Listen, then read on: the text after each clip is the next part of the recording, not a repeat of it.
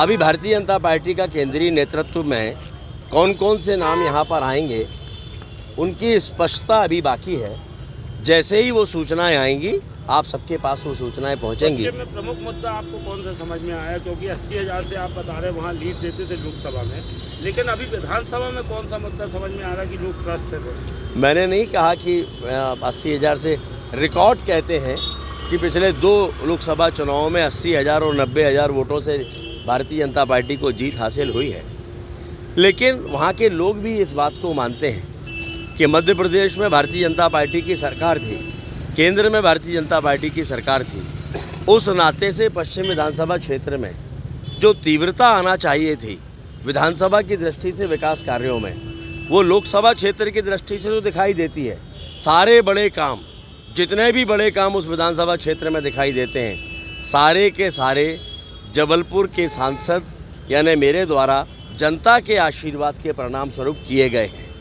कोई भी बड़ा काम ऐसा दिखाई नहीं देता जिसका श्रेय विधानसभा को दिया जा सकता हो या विधायक को दिया जा सकता हो।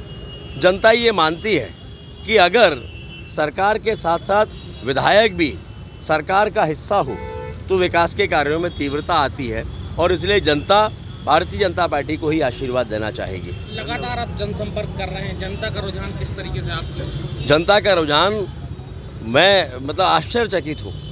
जनता जिस हिसाब से आशीर्वाद दे रही है, जिस हिसाब से विजयी होने का आशीर्वाद जनता पहले से दे रही है, और मैं उसकी उम्मीद तो करता था, लेकिन इतनी बड़ी संख्या में ये आशीर्वाद मिलेगा ऐसी उम्मीद नहीं थी, जो ये साबित करता है कि जनता हमारे साथ है, भारतीय जनता पार्टी के साथ। क्या मान के चलें कि कार्यकर्ताओं का भी पश्चिम से उत्साह बढ़ा तो नहीं कहता, लेकिन कार्यकर्ता उत्साह में है। कार्यकर्ता का उत्साह चरम पर है और कार्यकर्ता पूरे मनोयोग से अपने अपने मतदान केंद्रों में काम पर जुट गया है।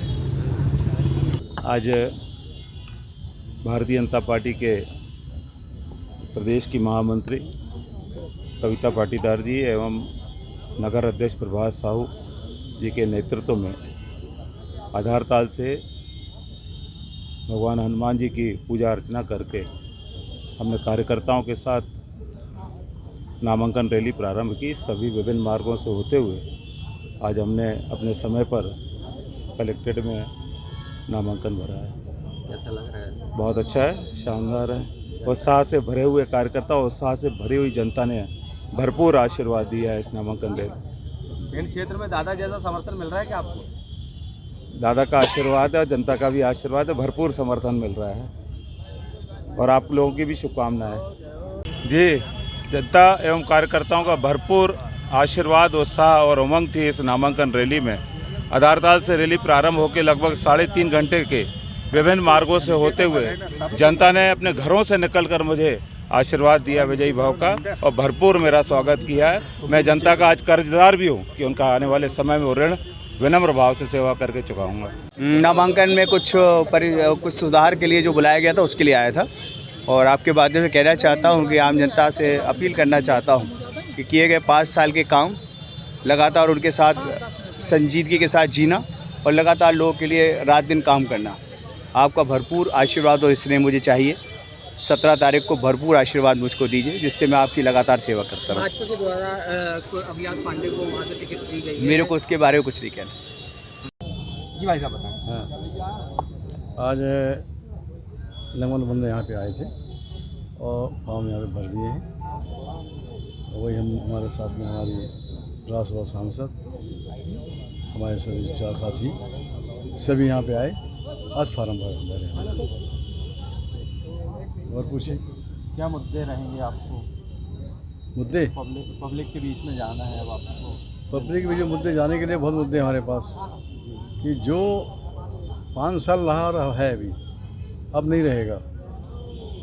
वो 5 साल में कुछ नहीं किया, घर में सो रहा था। जनता यही बोल रही, मैंने जनता बोल रही है। जब मैं निकला हूँ और क्षेत्र में गया हूँ तो वहाँ विकास का काम हुआ ही नहीं। जो हमारे मुख्यमंत्री जिसके भूमि पूजन किए थे वो काम बोले कि हमारा काम है। ना इनकी सरकार केंद्र में ना प्रदेश में ये काम है तो करोड़ों में कैसे करा लेंगे? सारे काम बीजेपी के हैं और बीजेपी कराई है।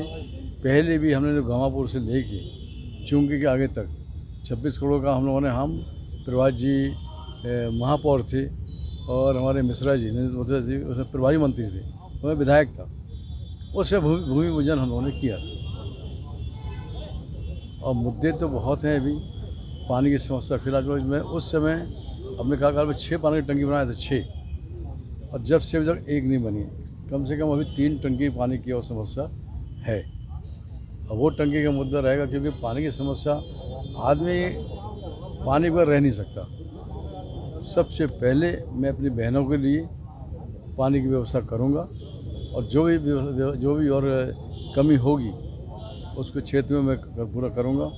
और जनता जो है बार बार हमें सेवा का मौका दी है, मैं जनता का सेवा करूंगा और करता रहूंगा। केंद्र और राज्य सरकार की योजनाओं का कितना लाभ चुनाव में? बहुत लाभ मिलेगा, 100 में 100% मिलेगा।